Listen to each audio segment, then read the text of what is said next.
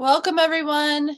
It is the May 2023 Networking for Introverts call. I'm Sabrina Schottenhamel, and it feels like it's been a long time because I was out of town last month, so we missed the April call. And I just want to get back in the swing of things and make sure that we're back on track for networking for introverts each and every month. And I'm going to do my best to bring on a guest speaker so we can grow this group much faster than I had anticipated. So thank you all for being here today. And we have a guest speaker, which is Kristin Crockett, and I will let her introduce herself, and then we'll just take a moment and go around the room to introduce everyone so you can get to know each other. Go ahead, Kristin, and introduce yourself. Oh, awesome. Hi, everyone. I'm Kristin Crockett. I think I'm an ambivert, so I'm actually both. So I think that's important for today's conversation, so y'all know that. I am a business coach. I am a life coach, and I love to help people build a business and life they love. Not anybody else, that they love. And I'm really big on authenticity and really coming from our hearts to create our lives and not let everybody else dictate what we have in our life if we don't want it there. So that's me. And I also have a podcast, Courageous Destiny, Build a Business and Life You Love. My company is Courageous Destiny, if I forgot to say that. And I'm just honored to be here and meet everyone. Well, thank you. All right, Angela, introduce yourself. You can take like 30 seconds to a minute to do a little introduction. Cool. Well, I'm Angela Mancini, and I was formerly in the Chicagoland area, but now I live in Phoenix.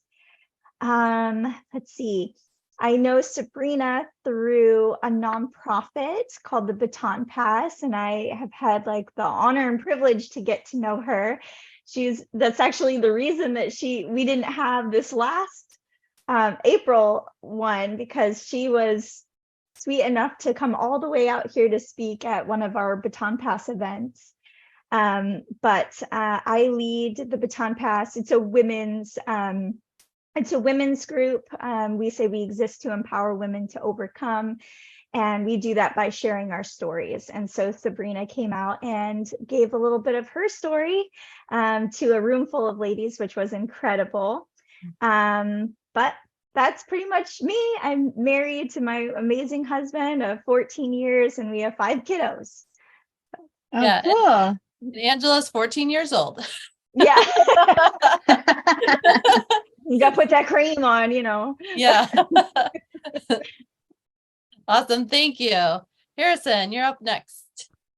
Yeah. So hi, my name's Harrison Painter. I basically help people to future-proof their business and live more fulfilled lives. I'm been a marketer for 18 years now.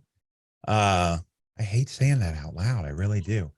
I'm an emotional intelligence practitioner, and I live with social anxiety disorder. So doing all the things that I do are always a challenge. It's thanks to EQ that I've been able to overcome them. I do a LinkedIn Live every Wednesday at 11 called the Power Half Hour, and talk a lot about mindset, about AI, about marketing, about sales, about all the good stuff that we all do. And some of it we don't always enjoy doing, but try to make it as fun as possible. So that's a little bit about me. Awesome. Thank you. And Harrison and I connected on LinkedIn. Yeah. Great. Yes. Thanks for being here today. And Tina, if you could just unmute yourself and give a little introduction, that'd be great. Hi, everyone. I'm Tina, fellow introvert. I've been Sabrina's VA for almost a year now. I currently live in Florida, but we're about to transition into full RV life next week, which is exciting. I love being a virtual assistant because I get to meet new people, which as an introvert can be hard sometimes. But yeah, that's a little bit about me. Wonderful. Thank you. Yeah, Tina's been a lifesaver for me and my business. And yeah, so if you need a virtual assistant, talk to Tina. All right. Well, let's jump right in so we have enough time to cover what you want to cover and do a little Q&A at the end. Take it away, Kristin. All right, that's awesome. So it's funny, I say I'm an ambivert. I don't really know. I don't like labels, to tell you honest, but I'm me first and foremost. And I love that. I love being here today. It's an honor to be here. And my intention of being here today is I want to serve you guys, so I was in corporate sales for, a little bit about myself. I was in corporate sales for over 20 years. And I was in the top 1% of salespeople. I achieved a lot of success doing that. But funny enough, I achieved that success without making one cold call. So I am an expert at making calls warm because I have been a big chicken in my life. And I was able to have an incredibly successful business and have results in business by finding things that I could do and being creative. And there were certain things I just could not do, and cold calling was one of them. So, and I know now today that you really don't need that to grow a business, which I rejoice in. And I love to help people rejoice in that, unless they like cold calling. Because I say, if there's actions that expand your energy, by all means, find them and go for them. So I was in sales for 20 years, and 5 years ago, I transitioned my career out of corporate, or 10 years ago, I transitioned my career out of corporate America because I'm also a mom of triplets.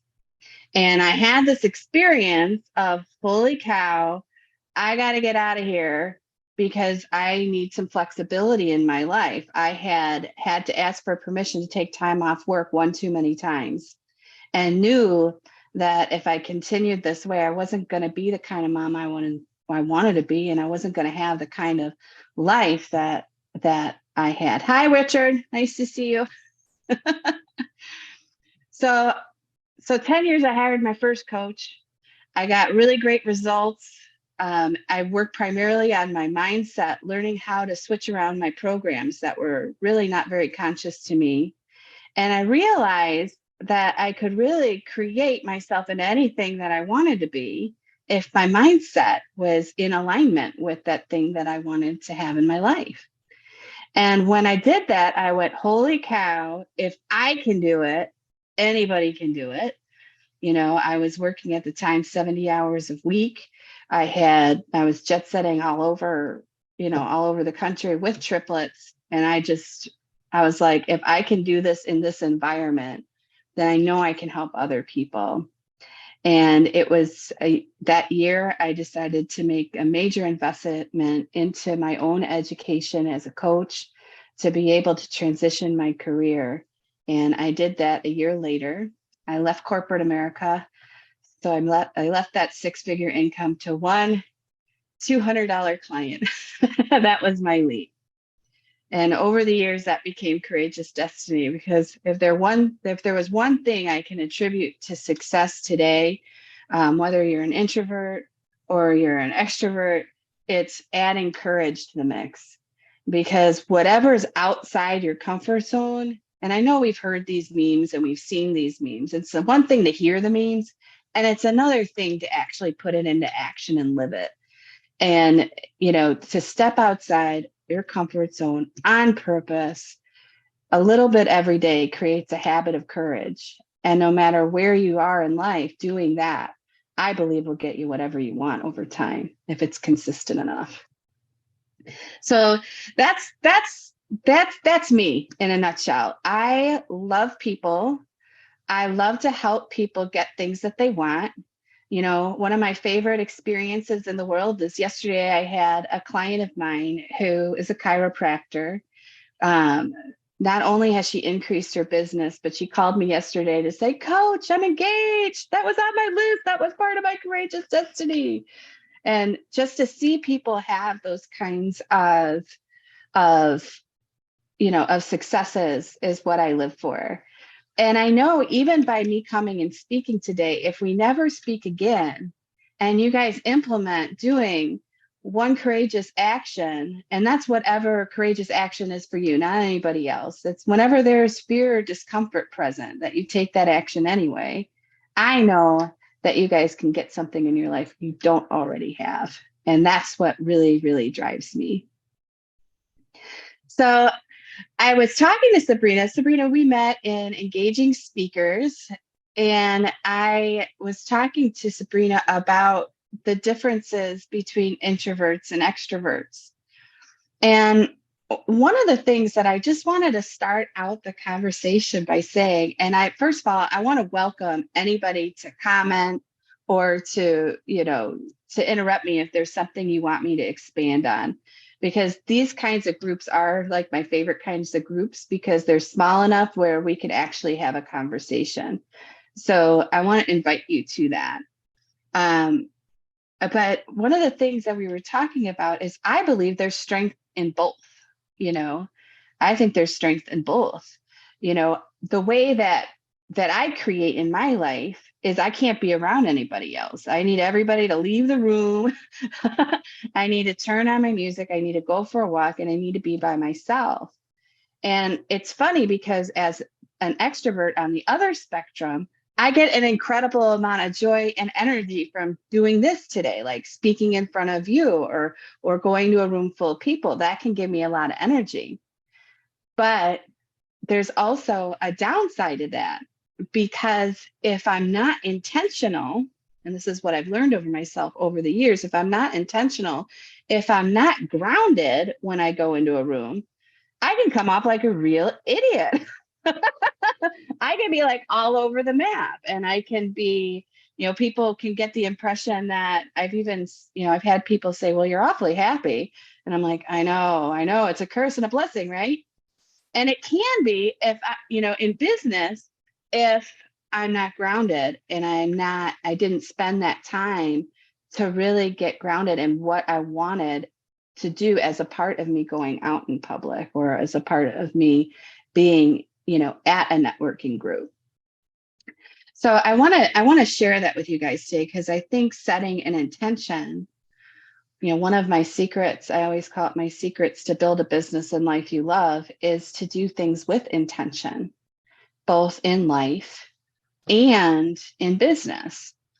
So if we take on that the only resource in life that we can't get back is time, to me, it's the most precious, valuable resource. You guys are here, you're giving me your time and attention. I'm honored by that. And at the same time, I want to make the most of that, because if I squander that away, then then I won't fulfill on raising everybody up just a little bit to take on their life in a way they might not have taken it on if we weren't here together today. So to set intentions whenever I go someplace is really important, especially for my extrovertedness, to stay grounded. Like, am I really honoring what I said I was going to do when I walked into this room? And I think that that's important for really anything in life, whether it's you're having a conversation with a loved one, to honor the time that they're giving you by setting an intention of what you want to get from the conversation, of what you want them to get from the conversation. Also in business, when I'm in sales, I did very well at sales. I didn't do a lot of the talking. And that's one of my secrets to build a business and life you love. Do less talking, which is kind of funny because I'm talking to y'all now with the mutes on, but do less talking and listen more, right? Because to me, the sale is never about me. The business is never about me. It's about those people in front of me and the value of the product or service that I have to offer them. If I don't let them talk, I don't know how valuable it is to them. And I don't want to convince anybody to coach with me, and I never want to convince anybody to buy a product or service. I want it to be a very natural exchange of value. So that intention setting is really, really critical, because when I do that, I know what I'm listening for, and I know the kinds of conversations that I want to have. I want to share this because I think checking yourself in any conversation to make sure you're putting your best foot forward or your best intention forward, I think is critical as well, whether you're an introvert or extrovert. Because if you do that, it doesn't matter how you sound. I love to tell people to not worry about how you sound. It's about authenticity, and it's about the exchange. So, the authentic exchange. So, intention, I think, is really important. I can't drive that home enough. And I think, like I said, whether you're an introvert or extrovert.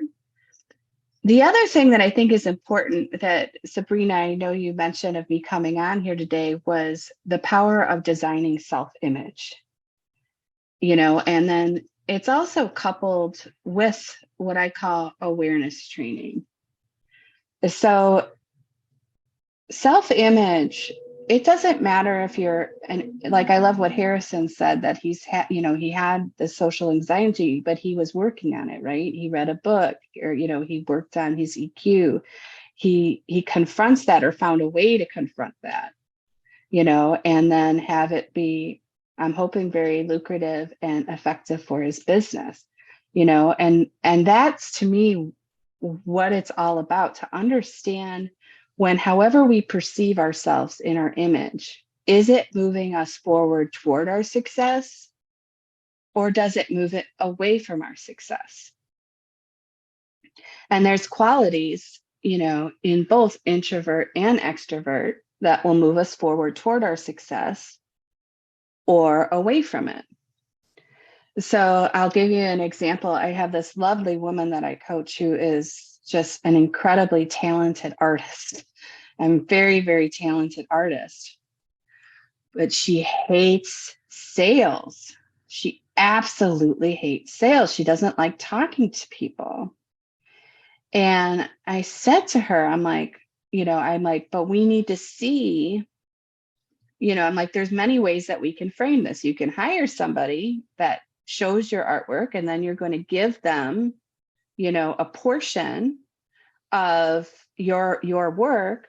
I'm like, or maybe we can find some actions that'll work for you so that you can kind of cross that bridge. And one of the things she used to beat herself up for is hiding. Okay, so hiding from the conversation, saying she was going to do something, but then not doing it. And then beating herself up because she wasn't going to do it. And I said to her, I go, have you ever looked at your success formula? And she's like, what do you mean, coach? And I'm like, before you had success, like observing, and this is that awareness training, what did I do before I had my success? And she goes, well, I always kind of retreated until I got lonely. And then I got sick of it. And then I kicked myself into action. And then I just did that thing I was procrastinating.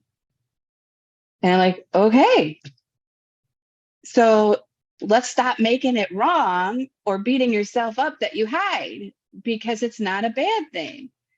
It's not a bad thing. That's part of your success formula.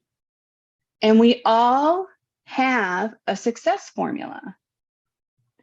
And some of those success formulas that we have work for us, and some of it work against us. So if you spend too much time in hiding, we can see where that would kind of impact us. But I go, what if the nature, or what if the goal wasn't to get rid of hiding? What if the goal was to shrink down the amount of time you needed to hide, or to hide in such a way that it that it really got you what you needed, but you didn't waste so much time in that space? So these are the kinds of things that I love to help people really identify. Yes, Sabrina. I have a question about your Yes. success formula. How do you know about your success formula, or how do you figure out what's the best formula for you? You need to take the time to design it, and you need to take the time to peruse back, get in your own little time machine and go back to the times where you have generated success, and really think about and pull out what you actually did. Taking that time. I like to do it in journaling. That's how I do it. Some people like to voice journal and memo into like an otter where they can transcribe, their voice. But sometimes it's in conversation, with a loved one. Hey, remember when, what did you remember me doing? Right? Because a lot of times we're just creating our results unconsciously. So we need to become conscious to not just the patterns that keep us away from our success, but the patterns that bring us our success too. Whenever I have a client call me and go, "God, I just got this great sale," or, "Oh my gosh, I just got this great results," I'm like, "Okay, what'd you do? What'd you do? How'd you get it? How'd you attract it?" And if they say, "I don't know," I go, "Okay, not to tell me I don't know," right? That's like one of those things that just stops us so much. I'm like, take a look back. You don't have to tell me right now, but I want you to take the time that you need to observe what you did, because now that's part of your success formula. So you might not get it all out in one fell swoop, right? And get it all written. But if you know that it's a thing, that you have a success formula, and you start to observe, right, your actions, and observe what you do right before those big wins, that's really, really helpful. Like one of the things I love to tell people, they're like, "I'm having a breakdown. I can't do anything right now. This is awful." Da, da, da, da, da, da, da. And I coach a lot of people through those kinds of things. And I always say, "And where's your success formula? What happens first?" And they're like, "I usually have a breakdown." I'm like, "Yeah, right. This is great." This is actually great. This is good news. This isn't bad news. It's not bad news that you're having a breakdown. So it's really taking that time to have the awareness of what moves us forward and away from our success, and spending the time to design our actions, to go into the power of the actions for success experimentation, to design our actions around doing those things on purpose that we know are part of our success, or could be part of our success. And I love to say, I love to allow myself to fail too. I love to use the word experiment. I don't know if you got that from us having the conversation, or that was your word, Sabrina, but I love the word. And then I love to use it too in coaching. I'm like, hey, this is just an experiment on whether or not you're going to get a result from it. I love people to attach to the actions, right? Keep in motion, keep in momentum, but detach from the specific result. And if I love to set the intention that I want the result and declare that I want the result, but I don't know what action is necessarily going to bring me that result. So I don't want to lose faith and get all upset if I go and I take an action and it doesn't yield that result. I want to look at it like in an experiment. An experiment, you don't expect to add the red into the formula and poof, it just all happens. You expect that there's going to be a concoction of different things that you put into the experiment that's going to yield the result that you want. And I think that's the same thing in business and life.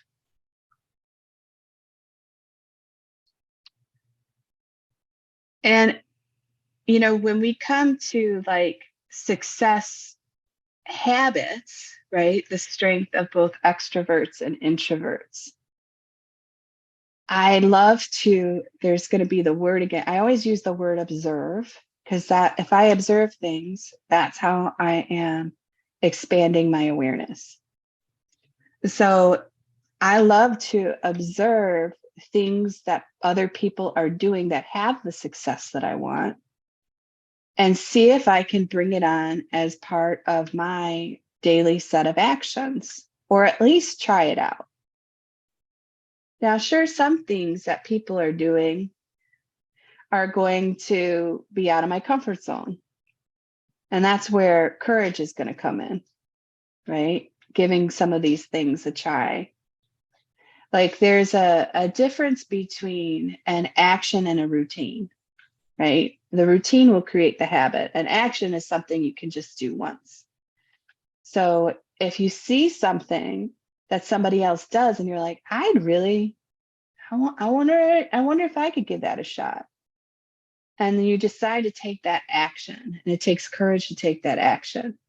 Then you observe what kind of result you had and you debrief yourself. Like, do I think it would have yielded different? Did I do it like that person did it, or did I do it differently? Like, is there some way I can make an adjustment? But never from a place of it didn't work, right? If it worked for somebody else, it'll work, right? With the right experiment. So I also love to look if to me when I admire something in somebody else, it's giving me a certain kind of energy, I like to call it a whole body yes. Like, yeah, I wanted to give that a shot. And it might not be something that I normally do, but I'll give it a shot. It'll take courage to do it, but I'll give it a shot. And I think that's something that is an overall success habit for both introverts and extroverts is they don't shut it down on the first shot. You know, particularly when it comes to when I'm coaching people all the time about business development, I called 13 people and this happened and now this doesn't work. I'm like, we got to call more than 13 people, or we got to reach out more than 13 times to know whether or not something works. We need to create, so, if it works for somebody else, it'll work for us. Now, if we decide that's just way too uncomfortable for us, then just let it go and look for something else that expands your energy that you want to give a shot to. Like, I love to give myself that permission, but I never will say it didn't work, right? If it worked for somebody else, then I know that it didn't work for me for whatever reason, but I don't want to say I'm never going to try it again. I never want to say I know better. I'm never going to want to go to that place, because that place shuts down possibility. As soon as I know something to be a fact, I shut down other possibilities. And so I love to keep an open mind. And I think that if you're an extrovert or you're an introvert, that open-mindedness is so key to success when I really look at it. So, and with that, I would love to open up I'd love to have a conversation and spend some time in Q&A. I love to help people do a number of things. I love strategy. I love to help people, is there something you'd like me to expand on that you heard? How can I be of service? Let me know. Yeah, my gosh, I took a lot of notes. Yeah, so feel free, anyone, to, I see Harrison's unmuted. Go ahead, Harrison. Yeah, so this is always a question that fascinates me. Is okay, so I do understand there's people that are introverts and extroverts, no question. But do we have a problem right now with a lot of people labeling themselves as introverts as a cover for lacking self-confidence? And how prominent is that, in your opinion? I do think that. I do think that. And, I think that it can, any kind of label, if you stand behind a label, it can mask fear. and self-doubt. Absolutely. That's why I love to question, like if I'm going to call myself an introvert or an extrovert, I'm going to look it up online. I'm going to see what the actual definition is. And I'm going to see if that definition gets me my success or not. Because if it doesn't, then I don't know that I want to carry that around. I want to observe it. And I think at the end of the day, Harrison, I want to stand and I want people to stand. I'm a cause. I like to say I'm a cause and stand for people to stand in the power of their, of their greatness, whether they're an introvert, an extrovert, or what have you. And I think that there's some things that if you look at as an introvert and some habits of introverts are incredibly powerful, that me time.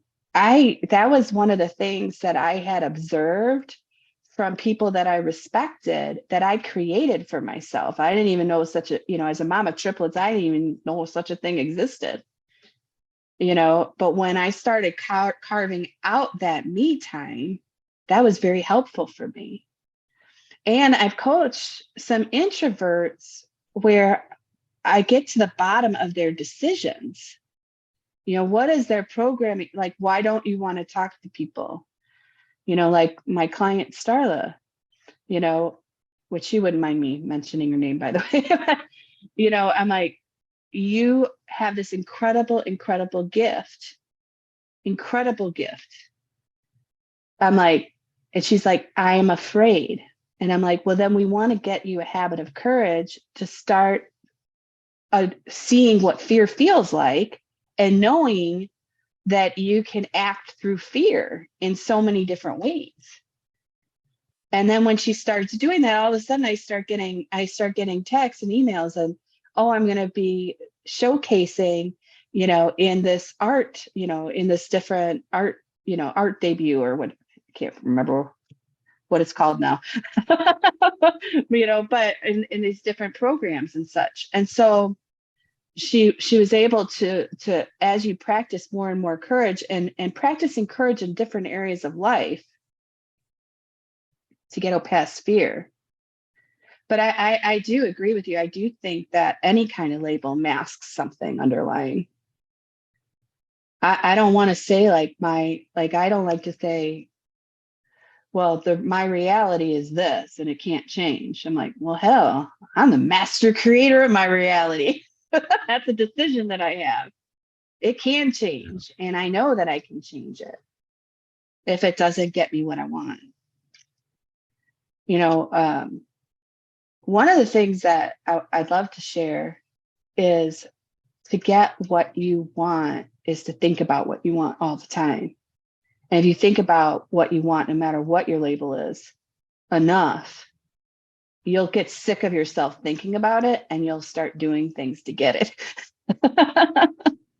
So I love to share that too. I think I just went off on a tangent, but did that answer your question?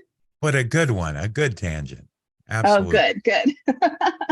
Yeah. I mean, I'm a firm believer that people can turn their pain into a superpower. The label of social anxiety for me has caused a lot of challenges, of course, throughout my career. But, now I look at it as I don't ever want to say I'm cured. I get power from it now. I believe there's a story and there's a narrative, right? The story is what happens to you. The narrative is your spin on that story. And you can spin it negative, you can spin it positive, right? So you've got to get in the habit of always spinning those things into a positive in your head, right? So narratives are powerful. Exactly. And we're the authors of our narratives. And to realize that we can design that narrative, we can write it ourselves, no matter what happened in the past. We really can reinvent ourselves. So, Angela, did you want to say something? I kind of saw your mute button go on and off, and I wasn't sure. Yeah. I get excited, and I'm like, no, not yet. People are talking. No, I love this conversation because I'm actually a really big fan of the different personalities. I know there's like 100 billion of those tests, and there's so many books on it and stuff. And kind of by nature someone that likes to watch and observe, and I am very relational, and I feel like it gives you a nice kind of guide to say, all right, this is what, this is this person's personality by even what they wear, what they, there's a lot of things that can like do that, and it does aid, but it's so, people are also so individual, and things will change based on their own experiences and all the things like that. And so, like, just to tack on that, I don't think, our labels are inherently bad. They can be just like such great tools to understand the people around you. Like, I used to work in the medical field, and I worked for multiple doctors, and each doctor had incredibly different personalities. And I just studied how they liked even, their charting and it was very easy to work with each one, but they all responded to things so differently. And so I think it's a great tool, but I totally agree that it shouldn't master you. I think that, and I also like that it creates kind of a guideline that says, okay, this is my personality. Here are some of the areas that I'm going to have to push against a little bit more because they're not overly natural to me. And so anyway, that's what I want. Well, and I love that. I always say, check for alignment. Like, if it doesn't align with you, you don't have to apologize to nobody for nothing. Mhm. It's like, just, if it's not aligned, it's not aligned. Yeah. And that by the way that you feel. I've said yes, I always say I'm a recovering people pleaser because I never, as an extrovert, one of the things that I did was I always took it upon my responsibility to make people happy. And so before all this work, and before my coach training and before the work that I did, one of the things, I had a lot of introverts in my life, and I couldn't understand. I'd be like, I want to make you happy. And what I didn't respect was that they were happy. They just didn't show it in the same way I did. Right? They didn't, they're not going to, do what I did the same way. And to start realizing that you can celebrate those differences in people and honor everybody's process. Today I get to say, hey, I honor you and what you do. You're different than me, and that's cool. And I always ask for grace because I do some things that I don't create like anybody else. Thank goodness. I'm me, and it's not gonna make sense to anybody. My boyfriend is an introvert. He's always like, you need to do a list. You have to do a list. I'm like, I don't do lists. I do like bubbles, and I do like, because that's the way my mind works. So it's just interesting to celebrate those differences in each other and give each other the space to do what aligns for them. I am curious about one more thing. So I love Mhm. the idea of having like a success habits, and that I'm curious though, do you have like a different success plan per different areas of your life? Like one for work and one for, growth and these different things, and curious. Yes. And I follow the same structure. That's actually something that I had created, so I say I dare myself to live my courageous destiny, for example, and I can dare myself in any area of life. And to me, that means designing my life with my self-image, my thought processes, the things in life that I want. Aligning action is the A, right? We've got an acronym going on here. Aligning action, refining, and then expanding. So I can do that in any area of life. And so, for example, my program, Build a Business and Life You Love, is a year-long program for people that can you design, right? You focus on designing, aligning, refining, and expanding your life. And then if you do that in any area of life, it's flexible and you can create whatever, whatever processes and procedures and structures under that align with you. But it's flexible enough for somebody like me who likes to do bubbles. And then it also can become something, that somebody else is flexible enough for other people to create too.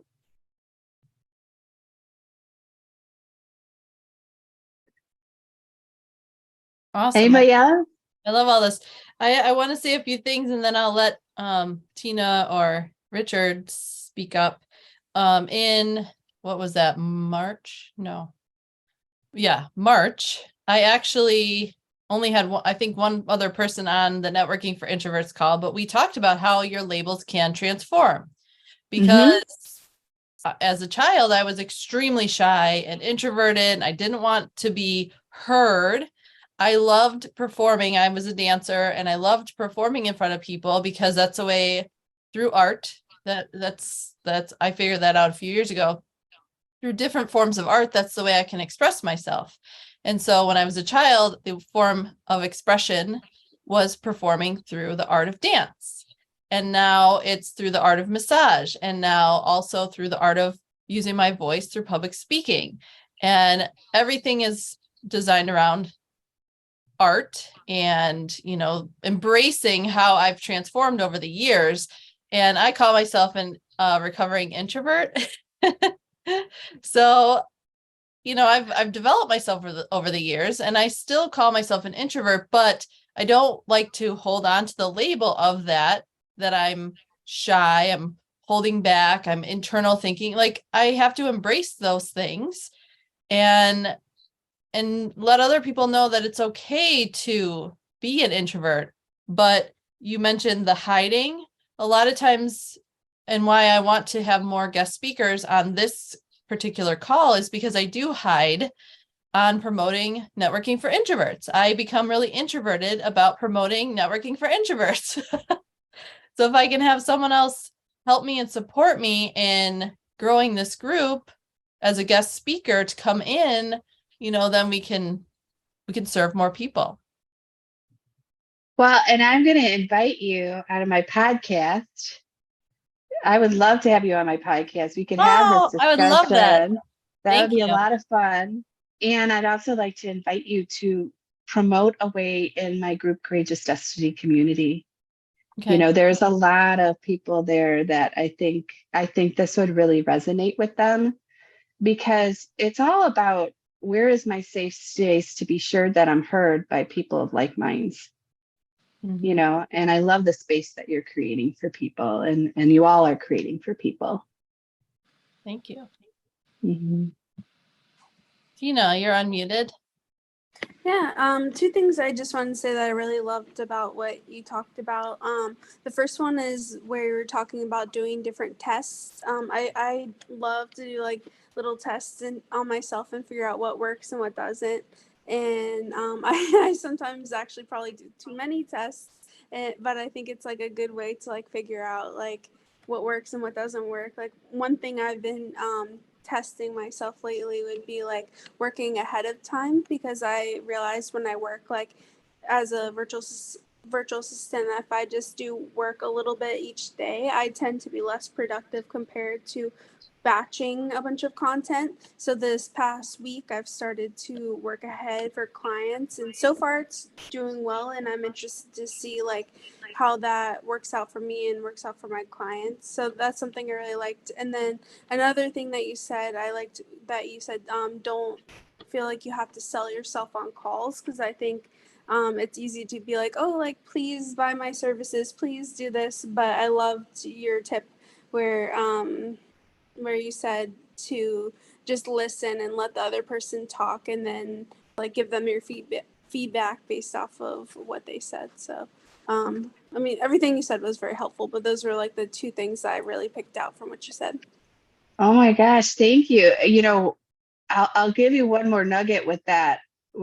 I love to let go of if I have to convince somebody, that is an opportunity I will let go of, because it'll suck your energy too. And to remember that your energy and the people that you like to work with, if you work with somebody that's not giving you energy, give yourself permission to let them go and make room for the ones you want to work with. Like, don't forget that you get to pick, I think is really important. That's great advice. I recently learned that lesson. Yes. It's a great lesson to learn. It's a hard lesson, but a good lesson to learn. Mm-hmm. It's a very hard lesson as a coach, especially in the beginning. I sold products for a living, so it was, I could say the right things or do the right things. And then pretty soon you have people in there that didn't want to do the work or weren't really passionate. And it's like, you learn who the people are that are just ready to go. And those are the fun ones, right? Those are the ones that we all want to work with, the ones that just are a yes, because they see that value. Mm-hmm. Awesome. Thank you for sharing that with me, Tina. Thank you so much for speaking with us today. My honor. Richard. I just want to say one point I took away from your presentation was when you talked about being a recovering people pleaser. Because I think at times, we want to make everyone happy and try to make everyone satisfied and keep the peace. And that's one thing I'm learning, that sometimes you can't please everybody, because if you try to please everybody, what I've learned, you try to please everybody, you'll make yourself unhappy. Mm-hmm. Because everyone's gotten your joy, they've got what they wanted, and you get the shaft. And that's what I'm learning. Absolutely. And it takes away from the success that you want in your life too. Like, you can spend a lot of time with other people's agendas, and then you realize, one of the things I help people do in Courageous Destiny is about, what is my life mission? What is my life purpose? And how do I build a business and life around that? And if we live everybody else's agenda, we don't have time for that. And we're not feeling as fulfilled, and we don't feel as good. And to give ourselves permission to cut away because it's not helping anybody. It's not helping anybody to do things that aren't aligned with us. Good. Yeah. Mm-hmm. Thank you for I love that. it. Yes. My honor. Oh my gosh. This is so lovely. Thank you so much, Kristin. I had a blast. Yeah, if there's anything else that you want to wrap up before we wrap up the call, you can say some last words, or anyone can unmute and say some last words before we wrap up. I was just going to ask real quick, where can we find your podcast? Oh, awesome. It's on wherever you listen to podcasts. So it's the Courageous Destiny podcast, Build a Business and Life You Love. And I believe it comes up under Courageous Destiny. And then I also moderate a free group in Facebook called the Courageous Destiny Community that I'm working on growing organically. Everybody in there I've met or I've talked to. So it's been a real pleasure to be able to do that. And I'd love to invite, everybody to that community as well. Yeah, and I can share the links with people too. Yes. And if you want to have a conversation, or you're interested in my program, or please feel free to reach out. I'm honored to share, and I'm honored I like to call them life or sales accelerator sessions. So I do give those away complimentary, a 30-minute session for when I do something like this. So please feel free to reach out, and I'll be happy to speak with you. Wonderful. Thank you so much, everyone, for being here, and especially you, Kristin, for putting your heart and soul into this talk. I really appreciate you. And we'll just close it out here. Everyone have a great rest of your Thursday. What's Harrison? What?